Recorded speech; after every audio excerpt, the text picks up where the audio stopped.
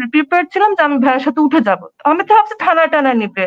ঘুম তখন তো জানতাম, মানে প্রশ্নই আসে না কিভাবে এটা মানুষ ঘুম করে, জানতামই না এগুলা। পুলিশবাহী ট্রাক বিভিন্ন মোড়ে মোড়ে দাঁড়ানো ছিল। এই যে ভাইয়াকে টান দিয়ে নিয়ে চলে গেল, সেটা হুট করে তো ঢাকার রাস্তায় হতে পারে না। তার মানে তার আগে ওই রাস্তাটা পুরো ক্লিয়ার করা হয়েছে প্রায় 11টা মানে পুলিশের গাড়ি। পার্সোনাল বাসা যাদের ছিল, যাদেরই সিসিটিভি ক্যামেরা পার্সোনাল বাসা ছিল, সবার ক্যামেরা ভাইয়াকে 11টার সময় নিতে আসছে, তারও আরো কয়েক ঘন্টা আগে এসে সব ক্লোজ করে দিচ্ছে। দ্যাট মিনস তার মানে ওরা অনেক আগে থেকে প্রস্তুতি নিচ্ছিল। আগে থেকে। তো আমি তো দৌড় দিছি যে আমি স্যান্ডেল পরে আসছি যে আমি ভাইয়ের সাথে উঠে থানায় যাবো। এর চেয়ে বেশি তো আমার মাথায় আসে নাই, সত্যি কথা। তো ভাবি দাঁড়ায় আছে, মানে মন মরা হয়ে দাঁড়ায় আছো। তো আমি বললাম যে ভাবি তুমি উঠলা না কেন, তুমি সাথে উঠে যেতা। আমি তো ওর জন্য দৌড় দিলাম আর কারো। বলতেছে যে না আমার কোনো কথা শুনে নাই, ওরা টান দিয়ে নিয়ে গেছে। তো আমি মনে হচ্ছে গাড়িটা দেখলাম চলে গেল, তারপর যে টান নিল।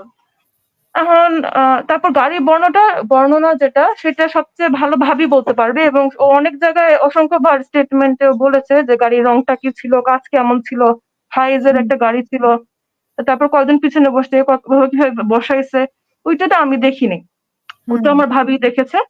আমি উইটনেস করিনি গাড়ি তোলার সিনটা আর কি। তো এই নিয়ে গেল ওই নামার জায়গা, স্টোরিটা এতটুকুই। তারপরে জার্নি তো মেঝাপু বলতে পারবে, কারণ তারপরে আমি উপরে চলে আসছি, বাসায় ফোন দিছি। তারপর থেকে মেজাবুদের সাথে যোগাযোগ করা শুরু হয়েছে, মানে ভাবিদের যে এই কাজ হয়েছে তোমার ভাইয়ার। তারপর স্টোরি মেজাপুরা হ্যান্ডেল করছে, থানায় যাওয়া কি করবে এই আর কি। আমার স্টোরি অতটুকুই, তারপরে আমি উপরে চলে আসছে। তারপরে সুমাইয়া আপু, তারপরে কি করলেন আপনারা যে ওই দিন নেওয়ার পরে? তো আমাদের যেহেতু আগে এরকম হুমাম তার কিছুদিন আগে গুম হয়েছিল, আর ঘটনাক্রমে এর আগেও বিভিন্ন রকম যত গুম হয়, বিশেষ করে আমাদের সাইডে যে গুমগুলো হয় সেগুলো ছোট ভাইয়াই হ্যান্ডেল করতো। তো কিছুটা প্রোটোকল আইডিয়া ছিল। আরেকটা ব্যাপার ছিল, আমি দিগন্ততে জব করতাম, so I had connections with the media. এখন যখন আমাদেরকে নিয়ে যাওয়া হলো, বিভিন্ন জায়গায় কথা বলতেছিলাম, একটা জিনিস আমাদের দুঃখের বিষয় হচ্ছে যে কোনো লয়ার, আমাদের সাইড বলেন অন্য কোনো সাইড বলেন, আমরা আসলে লয়ারকে খুঁজতেছিলাম যে কোনো একটা লয়ার আমাদের সাথে কি করব এখন। তো আমরা কোনো লয়ারকে ফোন করে পাচ্ছিলাম না।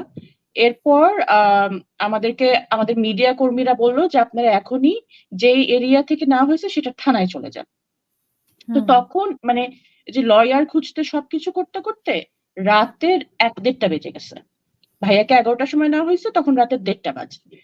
তো এবং মিডিয়ার সবাই যে কথাটা বললো যে 2জন মেয়ে আপনারা এত রাতে থানায় একা যেন না, মিডিয়ার সাথে নিয়ে যান। তো আমার যেহেতু কলিগ ছিল, সবাইকে আমি কন্ট্যাক্ট করলাম এবং ওরা প্রায় সবাই মিলে আস্তে আস্তে রাতের 2:30 বাজে। তারা মিডিয়ারা সবাই সামনে, মানে ওই যে পল্লবী থানায় আমরা গেছি, পল্লবী থানার সামনে সব মিডিয়ারা থাকলো। তখন আমি আর ভাবি যে ওনাদেরকে সাথে মানে ইয়া করলাম যে আমাদের নিয়ে যাওয়া হয়েছে। তো ওনাদের অ্যাপ্রোচটা যেটা ছিল সেটা এরকম ছিল যে তারা কিছুই জানে না, তারা একদমই আকাশ থেকে পড়লো।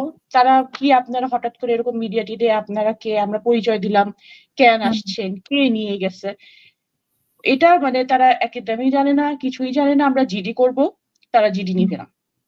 তো মিডিয়া থেকে শুরু করে অনেকক্ষণ আমরা বসেছি, আমরা মনে হয় রাত 3টা বা 3:15, মানে 1 ঘন্টার উপরে। আমরা কত রাত তখন, 2টা মেয়ে আমরা বসে আছি, ভাবি তো কাঁদতেছে, আমরাও বোঝানোর চেষ্টা করতেছি যে কোথায় নিয়ে গেছে আপনি বলেন, সেখানে আমরা যাই। তারা পুরোপুরি অস্বীকার, দে হ্যাভ নো আইডিয়া যে এরকম কিছু একটা হয়েছে, তারা জানেই না, আমাদের জিডিও নিচ্ছে না।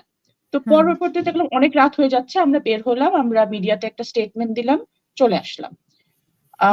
অনেক পরে, হ্যাঁ, আস্তে আস্তে যখন মানে আমরা অন্যান্যদের সাথে কন্ট্যাক্ট করা, অনেক রকমের ভাইয়ের ব্যাপারে ইনফরমেশন জানলাম, তখন আমরা জানতে পারি, যখন আশেপাশে কথা বলি আমরা মানুষদের সাথে, সেদিন রাতের 11টার সময়, মানে প্রায় 11টা থেকে 12টা পুলিশবাহী ট্রাক বিভিন্ন মোড়ে মোড়ে দাঁড়ানো ছিল। এই যে ভাইয়াকে টান দিয়ে নিয়ে চলে গেল, সেটা হুট করে তো ঢাকার রাস্তায় হতে পারে না।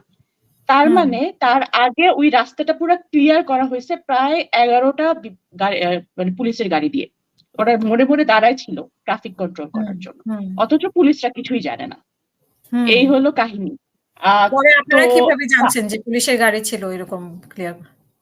আমরা এলাকায় পরে খবর নিছি, হুম মানে আমরা তো হচ্ছে কি পরের দিন আমরা মানে পরের দিন যেটা আমরা করছি যে আমরা পরের দিন সকালবেলা আবার গেছি, তো তখন সেদিন আবার আমাদের সাথে একজন লয়ারকে পেয়েছিলাম, যার কারণে ওনারা জিডিটা নিচ্ছেন। তো হুম জিডি নেওয়ার পরে ওনারা কিছু কোশ্চেন করছে, এবং হুম আমরা যেহেতু এগেইন আমরা ভাইয়া লয়ার, আমরা অলরেডি আব্বুর কেস লড়তেছি, we are acquaintance with the law and witness department.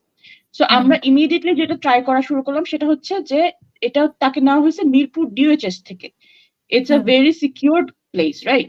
So আমরা যেটা চেষ্টা করতেছিলাম যে আশেপাশে সিসি ক্যামেরা ফুটেজ নিতে, হুম অ্যান্ড তখন এবং অবশ্যই সেটার সাথে কথা বলতে সবার সাথে, এবং আমরা বলতে বুঝাচ্ছি যে আমরা তো একটা সংগঠনকে রিপ্রেজেন্ট করি, আমাদের তো আসলে জনশক্তি ছিল যাদেরকে আমরা ওই এরিয়া ভিত্তিক কাজ লাগাতে পারছিলাম।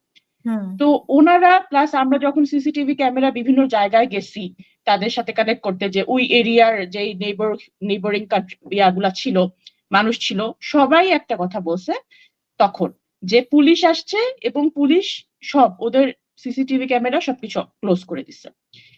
হুম তারপরে ঠিক আছে, মানে পার্সোনাল বাসা যাদের ছিল, যাদেরই সিসিটিভি ক্যামেরা পার্সোনাল বাসা ছিল, সবার ক্যামেরা ভাইয়াকে 11টার সময় নিতে আসছে তারও আরো কয়েক ঘন্টা আগে এসে সব ক্লোজ করে দিচ্ছে। দ্যাট মিনস তার মানে ওরা অলরেডি অনেক তখন আগে থেকে প্রস্তুতি নিচ্ছিল আগে মানে থেকে প্ল্যান করছে। ওকে, তখন আমরা যেটা করলাম যে আমরা একটা মানে দিলাম, অ্যাপ্লিকেশন দিলাম যে ঠিক আছে মেইন রাস্তায় যেটা পুলিশের ক্যামেরা আছে হুম পুলিশের ক্যামেরার ফুটেজ আমাদেরকে দেয়া হোক। সেদিন নাকি মিরপুর ডিএইচএস এর সব সিসি ক্যামেরা নষ্ট ছিল, হুম সো কোনো নাকি ফুটেজ নাই। এই হলো তার মানে কাহিনী। এরপর থেকে তো আমাদের চেষ্টা। বাসার ব্যক্তিগত ফুটেজ গুলোও তারা মানে ক্যামেরা গুলোও তারা অফ করে রেখেছে এবং যারা থানার ইয়ে ছিল সেগুলো মানে তারা যেটা পুলিশের যে মানে সড়কে যে ক্যামেরা থাকার কথা ছিল, হ্যাঁ পুলিশদের ভাষ্য মতে সেটা সেদিন মানে একটা থাকতে পারে, কিন্তু পুরো একটা এরিয়ার পুরো ক্যামেরাই নাকি নষ্ট ছিল। মানে নষ্ট ছিল। জি, হ্যাঁ। এই তারপরে এখন এটা হলো, এরপরে তো আমাদের জার্নি শুরু, বিভিন্ন জায়গায় যাওয়া, এরপরে এখানে আপনারা অ্যাপ্লিকেশন করা।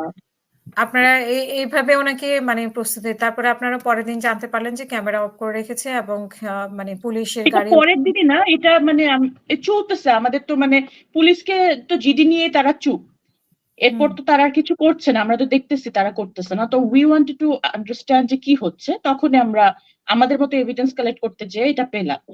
তো যেহেতু যে আমরা দেখলাম যে পুলিশ কিছু করতেছে না বা সরকার যেটা করতেছে, যে পরের দিন আব্বুর যেহেতু শুনানিতে ভাইয়া নাই, তো আমরা তো বলতেছি যে লয়ার নাই, সুতরাং আমরা এটা এখন আমরা কিভাবে করে আব্বুর শুনানি হবে। তো জাজ নিজে বলছে যে উনি মনে হয় কোথাও লুকায় আছেন। তো আচ্ছা এটাই ছিল তাদের যে মানে দে ওয়ান্টেড টু শো যে আব্বুর যেন আমরা ফাঁসির অন্যান্য ভাবে যেহেতু পাইনি নাই স্টপ করতে, এখন এভাবে করে আমরা একটা নাটক সাজায় জিনিসটা স্টপ করতে যাচ্ছি। তো তারা এই অ্যাপ্রোচে ছিল।